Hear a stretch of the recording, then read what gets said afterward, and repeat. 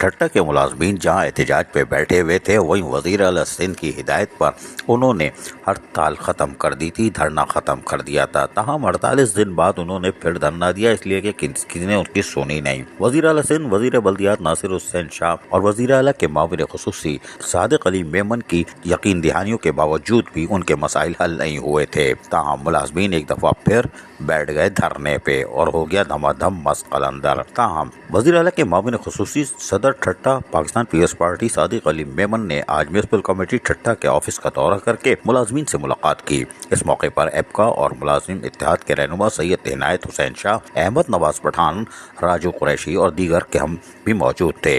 इस मौके पर वज़ीर आला के मामून खुसूसी ने खुशखबरी दी कि आइंदा माह ओजेटी ग्रांट में 15% इजाफे का ऐलान किया है और अलबत्ता स्पेशल ग्रांट के लिए अलहदा से दोबारा फाइल बनाने की हिदायत दी है, जिस पर यूनियन रहनुमाओं ने 1 दिसंबर तक स्पेशल ग्रांट वादे के मुताबिक न आने पर दोबारा एहतजाज पर जाने का ऐलान कर दिया है। लेकिन स्पेशल सेक्रेटरी यानी कि वज़ीर आला के मामून खुसूसी सादिक अली मेमन ने क्या कहा, सुनिए इन्हीं की ज़बानी। 15% पगार जी इंक्रीज़ है, 5% पेंशन जी है, उहो बस वजूद आहे। ऐं इहो बि असांखे चऊं पियो त उन में एनहेंसमेंट कयूं था उनजे वार्ड वाइज।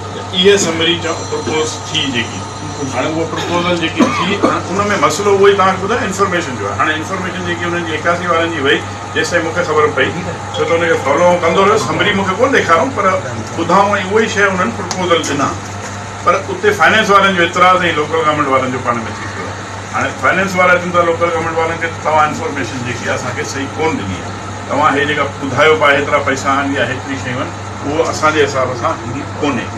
उन बेसिस ते उन्हनि प्रपोज़ल जेका ॾिना ॿ टे उन में उन्हनि हीअ त तव्हांजी जेकी पघार आहे 15% पेंशन उहो त अप्रूव थी वई आहे, जेकॾहिं मूंखे ख़बर पई आहे। 2 ॾींहंनि में मुंहिंजे ख़्याल में हुनजो नोटिफिकेशन इनशाला अची वेंदो ऐं हुन सां गॾु गॾु लख रुपया वधाए छॾियो आहे हर वार्ड ते।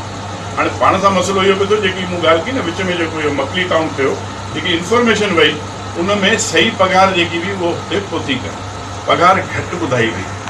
छाजे करे छो इहा ख़बर कान पई।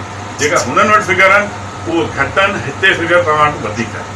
हाणे उनजे करे जेका 45 लख रुपया आया पे तव्हांजा डेवलपमेंट जा उहो सॼा विया पे पघारूं ऐं पेंशन में, ॻाल्हि वञी उते थी।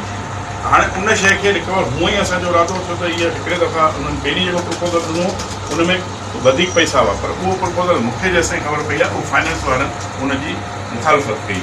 ताहम अब यूनियन ने भी कह दिया है कि अगर वादा वफा ना हुआ तो हम फिर तमादम मस्क कलंदर करते रहेंगे। अजीज आरिफ, KBS बल्दियाती न्यूज़। ऐसी ही खूबसूरत वीडियोस फ्यूचर में हासिल करने के लिए रेड बटन पर क्लिक करके और बेल आइकॉन को प्रेस करके हम सबके सब्सक्राइबर बनना मत भूलिए।